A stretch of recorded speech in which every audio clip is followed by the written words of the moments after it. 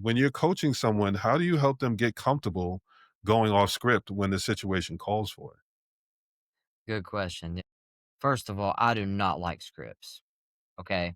So I do not, soon as you come to me and you want help, I'm like, ditch the script. Let's go. Mhm. So it's a Mhm. lot of role playing. We do a lot of role playing. I feel like with no matter what you do, it's about consistent habit. If I talk about this all the time, brushing your teeth. If you're right-handed, you brush with your your right hand, and then try it with your left and see the difference. Before you Mhm. know it, most people go back to the right. But what Right. happens if you change and you start doing with your left hand and you never go back to your right? Most people can't do that. It's really hard unless they do it every day. So I think that you gotta do things every day. You gotta practice every day. You can't just say, "Oh, well, I'm gonna study this, I'm gonna memorize it, and I'm good." It doesn't Yeah. work like that. You really have to normalize it because it's hard. It's hard to ask these questions. It's hard to dig Yeah. deep. You know, the average salesperson, when somebody says it's not the right time, they're either really pushy about trying to keep going or they just say, "Okay, maybe another time." Mhm. But someone who's permission based, someone who is polite but still pushes the sale forward, like me, you know, it can look a little bit different. It can be like, Sean, I totally understand that it's not the right time. I'm curious, I got to ask, what is the right time and what does that look like? Yeah. And then Yeah. digging deeper and saying, okay, so what's really stopping you now? Oh, that's what's stopping. Find the root of the problem. Really Mhm. dig deep and get to know somebody and have those awkward conversations. The awkward Yeah. conversations is where you get paid for sure, and you solve all of the problems in the world. You know, and most people just don't have the guts to do it, Sean.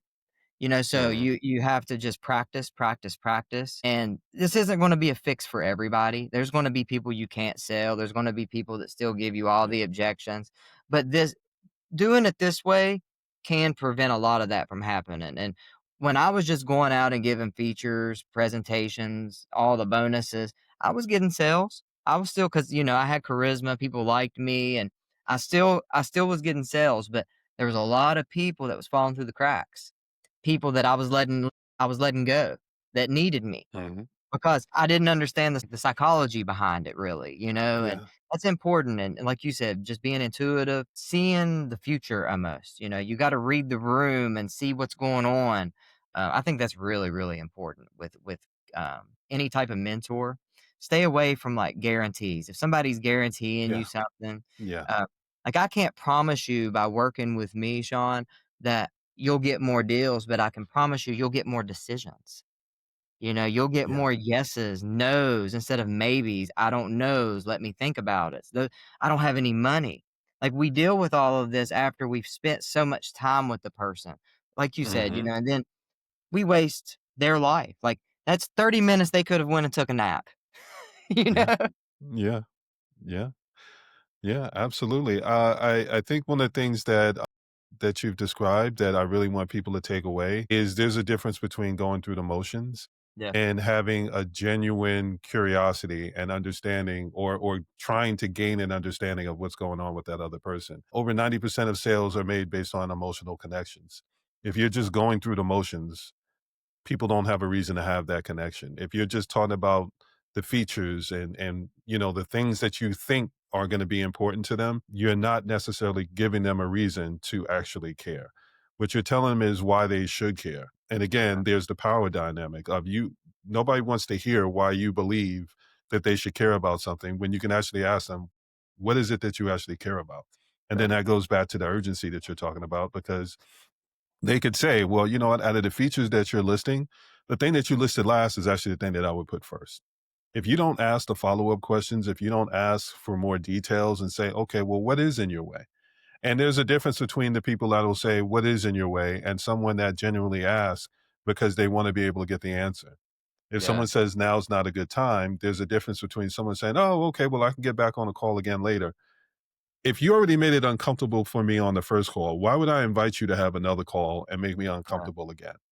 So Yep. that's why I appreciate the fact that you've spoken to make them as comfortable as possible, permission based, Yeah. giving them the power dynamic where you can say, I understand that I need you in order for you to understand the value that I can bring. And then potentially after I'm able to explain what it is that I do and the value I can bring, then you'll see where you might actually need me. So I think there's a difference between the people that go through the motions and the ones that just kind of read through their pitches and things like that, as opposed to the people that are having genuine conversations.